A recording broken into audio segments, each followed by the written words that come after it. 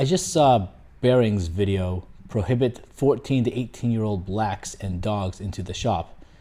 It was about an article in a news story in which a store owner in Melbourne, Australia, frustrated by not just frequent thefts but aggressive stealing and, to be frank, downright bullying by black male youths. His response to his problem was to post a sign banning black people from the ages of 14 to 18 from entering his store.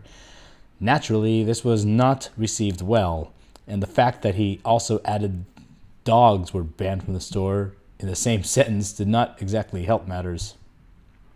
I was quite surprised that anyone would think this was a good idea simply based on the obvious public relations problems that would cause. I had seen the picture of that sign on Twitter and was not sure if it was a joke or not. After watching Bering's video, I learned that the shop owner is a recent immigrant from China.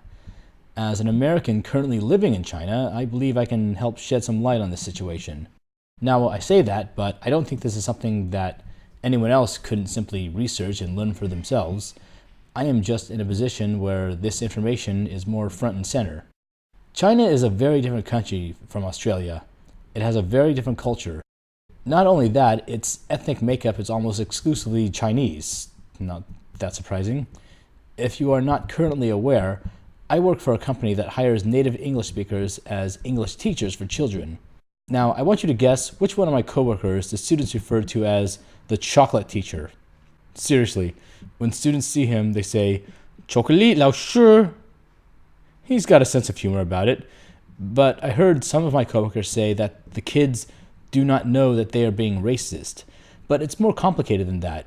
Racism requires intent. It's not that they are being racist and don't know it. It is that they do not know that their actions could be perceived as racist.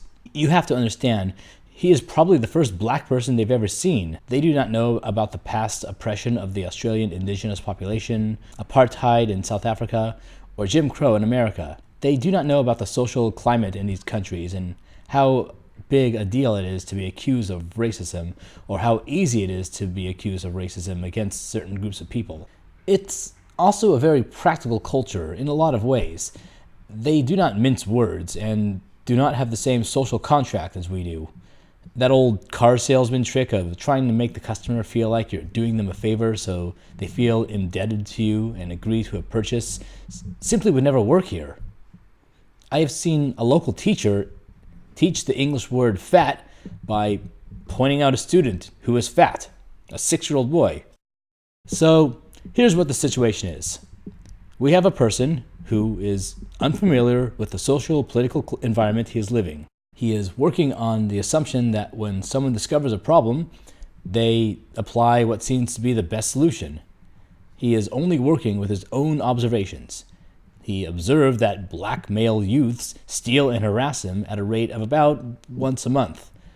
I do not know if he has ever experienced this problem with people of other ethnicities, but it was enough that he believes black kids were the main problem.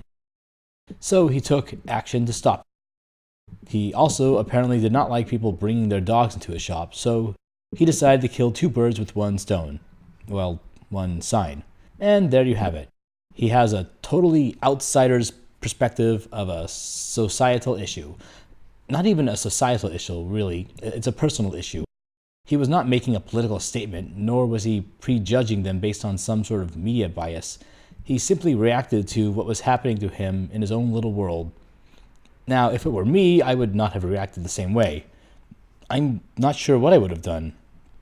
But I do not think the solution to the problem is threatening the shop owner with violence or condemning him as a bad, racist person.